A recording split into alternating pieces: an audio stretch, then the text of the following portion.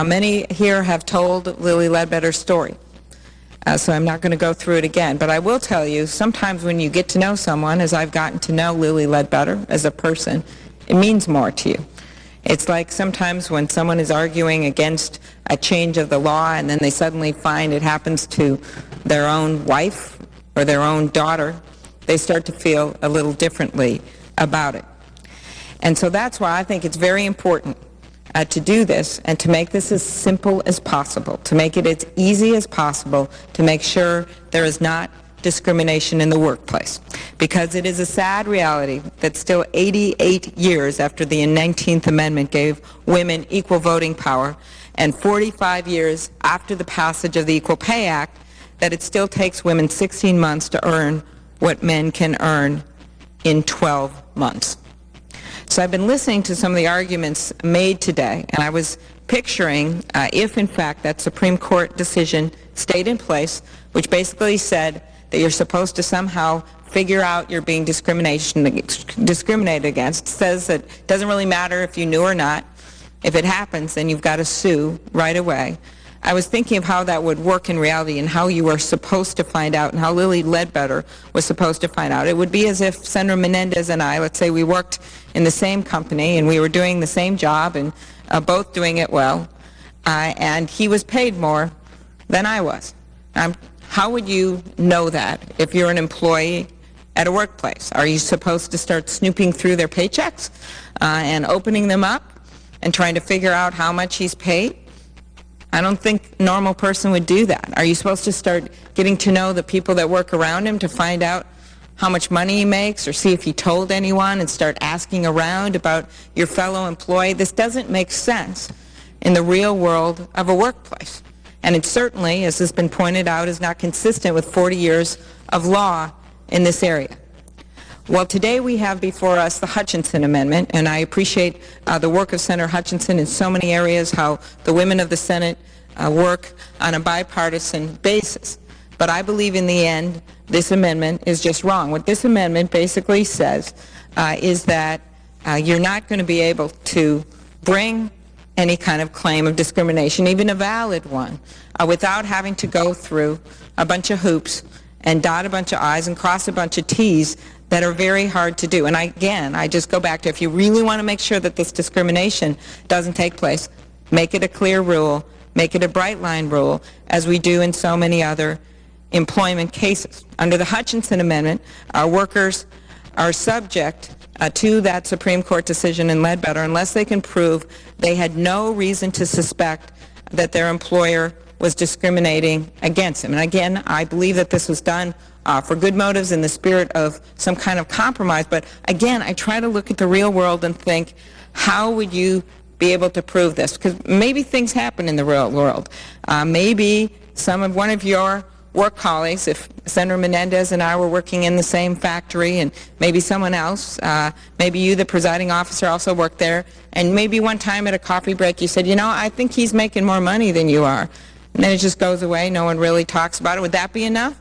Would you have to show that that wasn't enough to show a suspicion that you thought you were being discriminated against, that he was making more money? What if he started to buy a new car, a nice new car? He's driving around in that new car and people start to think, I wonder if he suddenly got a raise. Is that a suspicion that he's making more money? What if you just think he's making more money and you tell one person on the phone but you don't know for sure?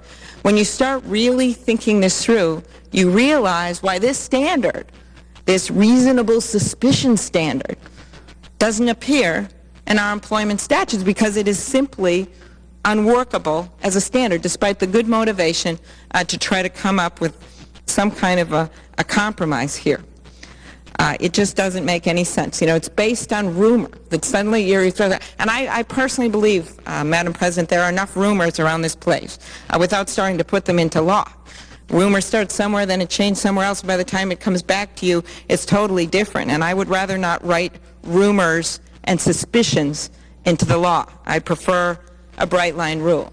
And as also been mentioned by some of my colleagues here, we haven't seen this unfair rush of litigation under the existing law. And in fact, this, if you have suspicions, it would force you to try to rush to file your claim. And I think a good argument could be made, we don't know for sure, but a good argument could be made that would actually lead to more claims. This idea that it would force a worker, put the burden on the worker to spend time and money trying to meet this complicated standard that doesn't appear in anywhere else in the law. And it really deprives employers and employees of a clear, bright-line rule for determining the timeliness of claims. I know from my work in the private sector for 13 years that people prefer bright-line rules. It makes it easier. It makes it easier for everyone. I know one of the arguments made here was that somehow this would allow some raving employee, some mad employee to go back and they would simply hide their case so that no one would know about it so they could keep getting back pay.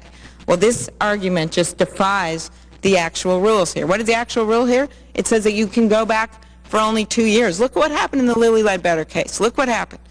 She went to a trial. The jury awarded her a big amount, but then it had to be reduced. It had to be reduced because the law acknowledged this, the argument made as a difficulty, and said you can only go back for 2 years. The law also has caps on damages. For major employees, I think it's something like $300,000. There's caps, there's look-back rules that get to the argument that was made here. And you can see it right in the Ledbetter case if you don't believe me. The money was reduced because of those rules that are in place. So why suddenly we would put in a standard that we don't have in the law today when in fact we have that 2-year back pay rule to protect against exactly the arguments that were being made, and we have caps in place. The Lilly Ledbetter Fair Pay Act, Madam President, is the only bill that gives employees the time to consider how they've been treated and try to work out solutions with their employers. That often happens. We encourage that. We'd like that to happen. You don't want everyone running into court. It fulfills Congress's goal of creating incentives for employers to voluntarily correct any disparities in pay that they find, and it ensures that employers do not benefit from continued discrimination. That's all it does. It's simple. Now let me tell you a little story from the state of Minnesota to end here, why I care about this so much. And that is that my grandpa was a miner up in northern Minnesota, and he worked hard his whole life. Never graduated from high school, saved money in a coffee can to send my dad to college. And he worked hard in those mines, and it was a rough and tumble world up in the mines of northern Minnesota.